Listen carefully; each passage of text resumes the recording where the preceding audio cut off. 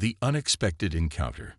The crystalline corridors of the imperial vessel Luminous Rain hummed with energy as Princess Valara of the Nexian Empire strode purposefully toward the command center. Her translucent exoskeleton caught the ambient light of the ship, refracting it into mesmerizing patterns across the walls. 4 of her upper appendages moved in fluid coordination, while her lower limbs propelled her forward with graceful urgency. As the heir to the Nexian throne, Valara had been raised with one certainty: humans were the greatest threat the galaxy had ever known. "Your Eminence," Commander Zarek bowed deeply as she entered the bridge, his cranial ridges glowing a respectful blue. "The humans have established a forward base on Talos IV. Our intelligence suggests they are mobilizing for a major offensive." Valara's inner eyelids clicked in irritation. The war with humanity had raged for nearly 20 orbital cycles, beginning shortly after first contact. The Nexians, with their advanced biotechnology and symbiotic relationship with their living ships, had expected to crush the primitive humans quickly. They had been catastrophically wrong. "What defenses do they have in place?" Valara asked, her voice a musical vibration that resonated through the ship's walls. "Minimal, Your Eminence. It appears to be primarily a reconnaissance outpost. Our scans detect only a small contingent of their warriors." Valara considered this information, her compound eyes taking in the holographic projection of the outpost. "Prepare a strike team. I will lead it personally." Commander Zarek's skin pulsed with alarm. "Your Eminence, the Emperor would not approve." "My father is not here," Valara cut him off. "I studied human tactics extensively. This is an opportunity to demonstrate my value as future Empress." The truth was more complex. Valara had grown increasingly fascinated by humans and their inexplicable ability to overcome seemingly insurmountable odds. She wanted to see them up close, to understand what made them so dangerously unpredictable. Hours later, Valara led a small team of elite Nexian warriors through the dense, misty forests of Talos IV. Their exoskeletons had shifted to match the environment, rendering them nearly invisible among the twisted vegetation. The human outpost lay just ahead, a crude collection of prefabricated structures that seemed woefully inadequate compared to Nexian architecture. "Remember," Valara subvocalized through their telepathic network, "we are here to gather intelligence and evaluate their capabilities. Lethal force only if necessary." They moved silently toward the perimeter, their naturally evolved stealth capabilities making detection almost impossible. Valara felt a strange excitement building within her thoracic cavity, her first real encounter with humans after years of studying them from afar. Everything went catastrophically wrong in an instant. A deafening explosion tore through the forest to their left, followed by the distinctive sound of human energy weapons, not from the outpost, but from the forest itself. "Ambush!" Zarek's mental voice screamed across their link. The humans had known they were coming. Somehow, they had detected their approach despite the Nexians' superior stealth technology. Valara and her team scattered as trained, but they were caught in a devastating crossfire. 3 of her warriors fell immediately, their exoskeletons cracking under concentrated fire.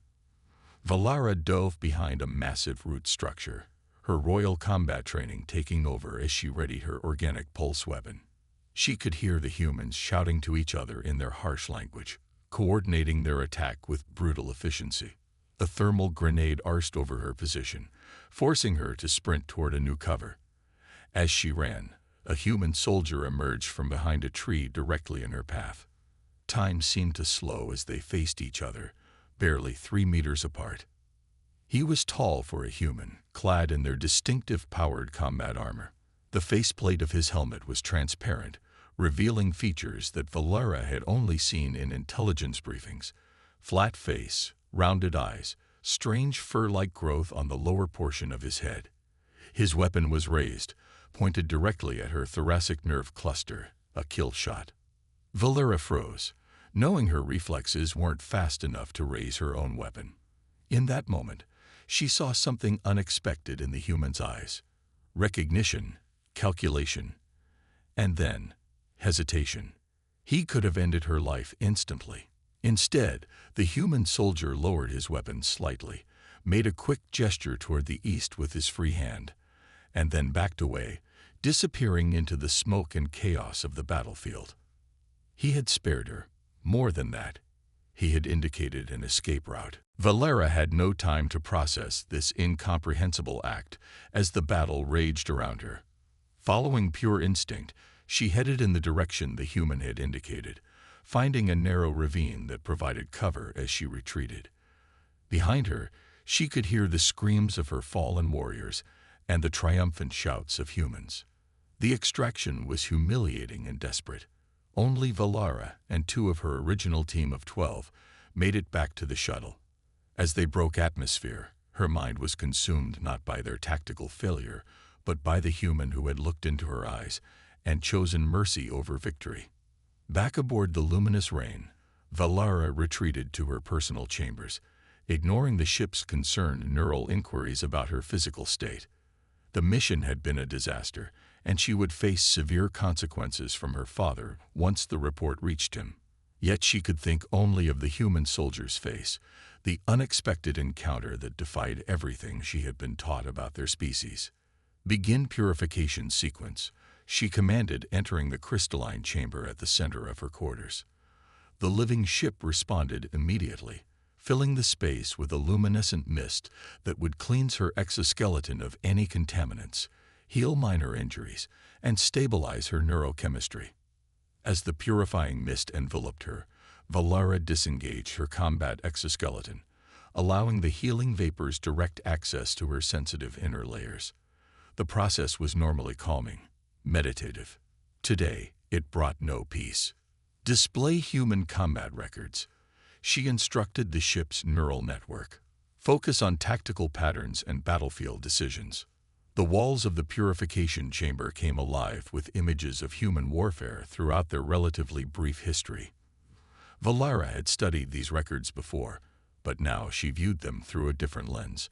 She had always been told that humans were savage, unpredictable, lacking the higher evolutionary developments that made Nexians superior. Yet the soldier in the forest had made a choice that contradicted this narrative. He had recognized her royal markings, that much was clear from his reaction, and understood the strategic advantage of capturing or killing her. Instead, he had shown what? Mercy? Honor? Some incomprehensible human concept. The purification mist intensified, sensing her agitation and responding with additional calming compounds. Valera resisted its effects, needing clarity rather than tranquility. Ship, access human psychological profiles, she commanded. I need to understand their concept of enemy combatants and battlefield ethics.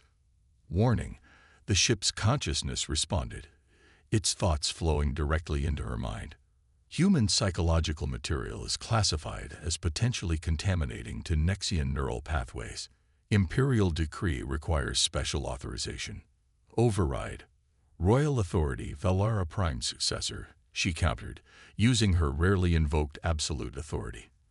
The ship complied reluctantly, filling the chamber with new information, human writings on warfare, honor, and the treatment of enemies. As the purification cycle completed, Valera emerged with both her body and her worldview fundamentally altered. The human soldier's face remained fixed in her memory, a contradiction to everything she had been taught. She made a decision that would ultimately change the course of the war and the future of both their species. Ship, I need to identify a specific human combatant, she said, her resolve strengthening. And I need to do it without alerting Imperial command. The ship's neural network pulsed with concern but did not refuse her. It couldn't. She was not merely its passenger but part of its consciousness, bonded since her emergence ceremony 16 cycles ago. I require complete discretion in this matter, Valera continued, her inner eyelids clicking with determination. This is a matter of Imperial security. It wasn't, of course. It was something far more dangerous, curiosity about an enemy who should have killed her but didn't. the beginning of a question that would lead her down a path no Nexian royal had ever traveled before. The path to understanding. 3 lunar cycles passed before Valara identified the human soldier from the forest. Captain Marcus Wells, 37th Galactic Rangers, decorated combat veteran with an impressive service record. The ship's intelligence network had intercepted human military communications, revealing his reassignment to a diplomatic security detail at an upcoming peace summit on the neutral space station Harmonia. A peace summit that, officially, the Nexian Empire had rejected. "Your Eminence, this is unprecedented," hissed Senior Advisor Trell, his exoskeleton vibrating with stress. "The Emperor has explicitly forbidden any Nexian representation at this gathering of lesser species." Valara regarded the ancient advisor coolly. "I am not attending as a representative of the Empire. I am going as an observer, cloaked and unannounced." She had spent weeks carefully constructing this plan, using resources and authority that wouldn't trigger the usual oversight mechanisms. "This fascination with humans is becoming concerning," Trell persisted. "Perhaps we should consult the Imperial physicians regarding potential contamination from your last encounter." "That will not be necessary," Valara replied, a dangerous edge to her harmonic tones. "I am pursuing a strategic advantage, nothing more." It wasn't entirely a lie. Understanding why a human soldier would spare an enemy could indeed provide valuable insight into their psychology, insight that might finally break the stalemate of this endless war. That's what she told herself. At least, the Harmonia Station lived up to its name. A marvel of collaborative engineering by 17 different spacefaring species, none of them Nexian or human. Its curved organic architecture reminded Valara somewhat of her home world, though the cacophony of different species moving through its thoroughfares was jarring to her senses. Valara moved through the station in disguise, her exoskeleton modified to resemble a Solarian merchant, one of the few species whose height approached that of a Nexian royal. The diplomatic summit was taking place in the central chambers, heavily guarded but not impenetrable to someone with her resources and training. She observed the proceedings from a maintenance corridor above the main chamber, her enhanced vision allowing her to clearly see the human delegation. Captain Wells stood at attention behind a human female in elaborate clothing, presumably their diplomat. His face matched the memory that had haunted her for months, though without the combat helmet. She could now see the full extent of the fur-like growth on his head, dark and short, unlike the elaborate sensory tendrils of her own species. For 3 days, Valara observed the summit, learning more about the complex politics of the galaxy than she had in years of Imperial education. The humans were pushing for a coalition against the Nexians, but with surprising restraint. They spoke of containment rather than extinction, of boundaries rather than conquest. It contradicted the Imperial narrative that humans sought to eradicate all non-human life. On the 4th day, disaster struck. The distinctive high-pitched whine of Nexian weapons echoed through the chamber, followed by screams and chaos. Valara watched in horror as warriors of her own species, bearing the marks of the Emperor's personal guard, swarmed into the diplomatic chamber, weapons firing indiscriminately. This was no sanctioned mission. This was her father's madness made manifest, a direct attack on a neutral station to eliminate the possibility of any alliance against the Empire. It was tactically absurd, diplomatically catastrophic, and morally reprehensible, even by the loose standards of Imperial warfare. Without conscious decision, Valara found herself moving, discarding her disguise and dropping into the chamber below. She landed in a perfect combat stance, her royal exoskeleton now fully visible, its distinctive patterns immediately identifying her to the attacking Nexians. "Stand down by royal command." Her voice resonated through the chamber, harmonic tones impossible to counterfeit. The Imperial guards hesitated, compound eyes swiveling toward her in confusion. That moment of hesitation saved countless lives as the various security forces, including the humans, regrouped and established defensive positions. In the subsequent standoff, Valera found herself in the unprecedented position of standing between her father's warriors and a coalition of species that included humans. Princess Valera, the leader of the Imperial Guard, addressed her, his exoskeleton patterns showing both confusion and accusation. "You were not expected to be present. The Emperor will be most interested to learn of your interference. This attack is without honor or strategic value." Valera responded, loud enough for all to hear. "It violates Imperial protocols for engagement and brings shame to our species." "We follow the Emperor's direct orders," the guard captain replied. "Stand aside, Your Eminence." "I will not." The tension in the chamber was palpable as everyone present witnessed something unprecedented, a fracture in the Nexian Imperial Command. For species that valued hierarchical order above all else, this public disagreement was shocking. What happened next would be recorded in the histories of 17 species. The Imperial Guards, faced with directly disobeying either their emperor or his heir, chose a third option. They retreated, backing slowly toward their entry points before disappearing as quickly as they had arrived. The diplomatic chamber erupted in chaotic discussion as security forces tended to the wounded. Valera stood motionless, aware that she had just committed the equivalent of treason. There would be no returning to the Empire after this. "Why did you do that?" The voice came from behind her. Human language, translated through a standard communication device. She turned to find herself face to face with Captain Marcus Wells. "Why did you spare me in the forest?" She countered, switching to passable human speech, a skill she had acquired in secret over many cycles.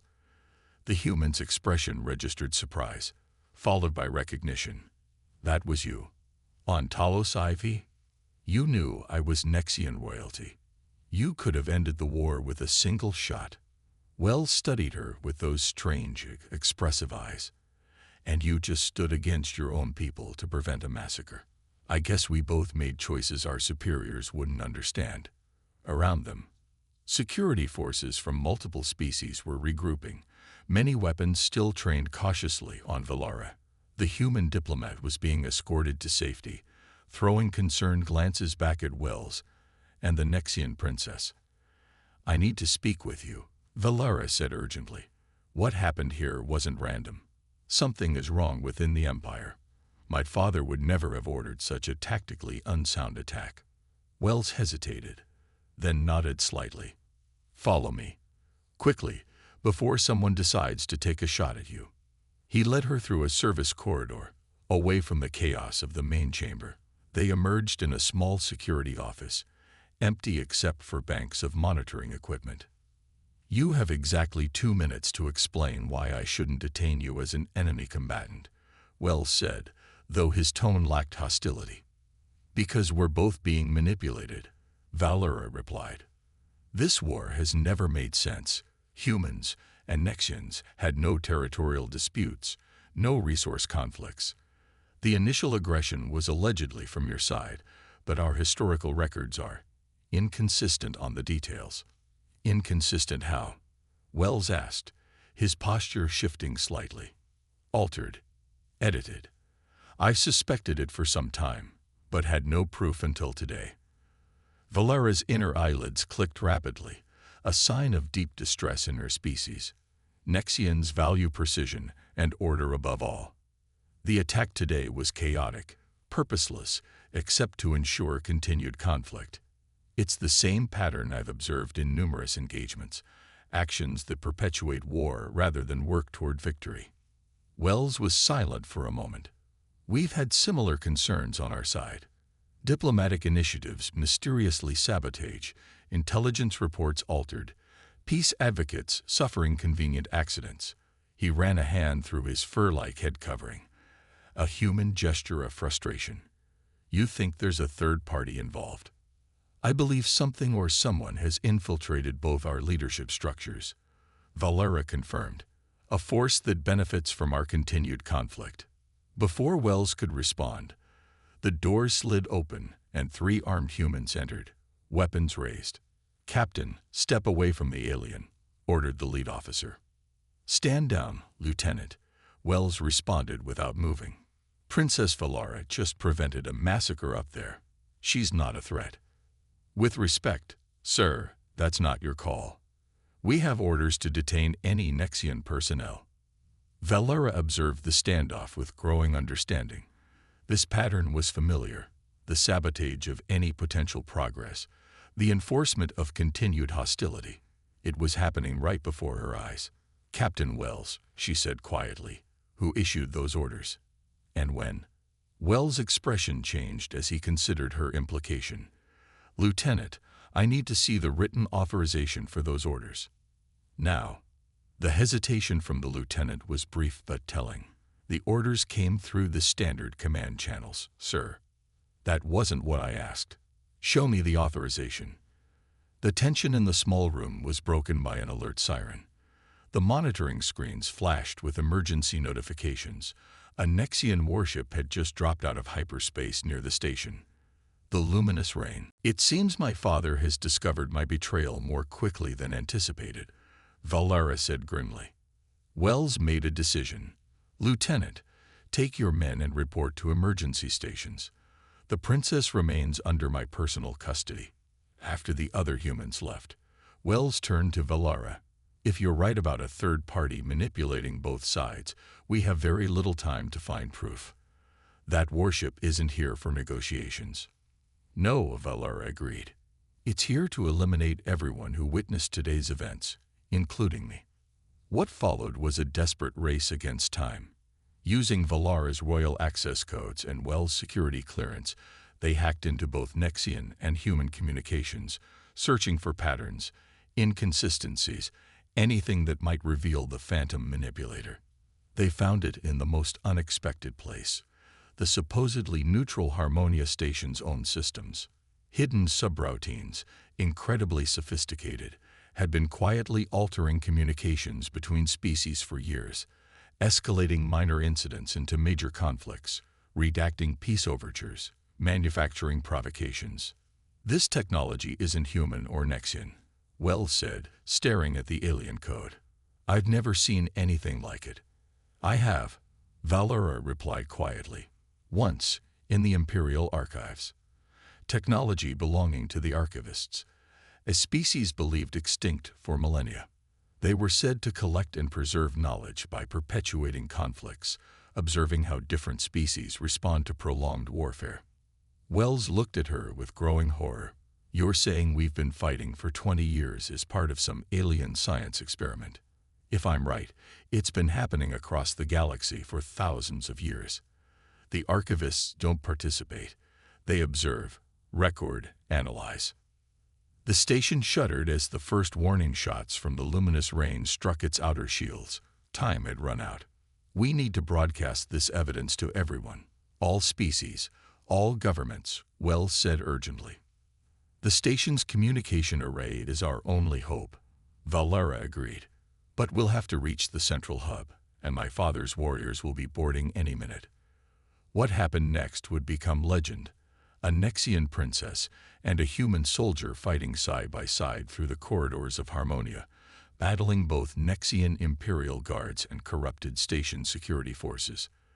They were an improbable team, her natural Nexian abilities complementing his human combat training and adaptability. They reached the central communications hub just as the station's inner shields began to fail. Valara's technical knowledge, combined with Wells' improvisational skills, allowed them to override the ancient archivist protocols and broadcast their discovery across all channels to all species. As the evidence of manipulation spread across the galaxy, the response was immediate.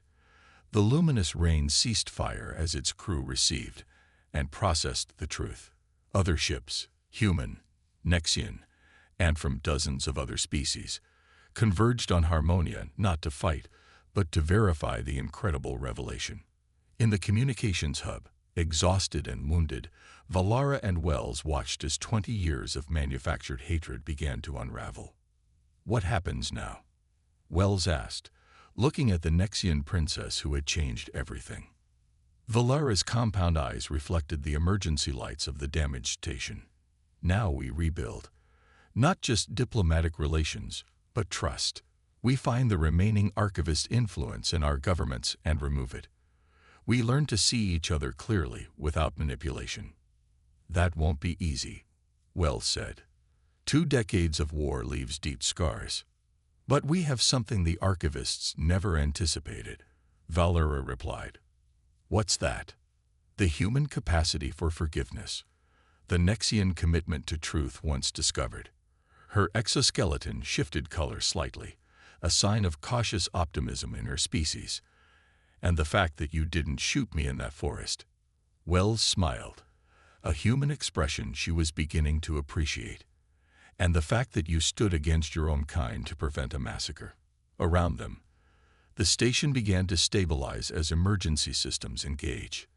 Beyond the viewport, ships from formerly hostile species moved into protective formations around Harmonia, not as enemies, but as the first tentative steps towards something new. The war that had defined both their lives was ending.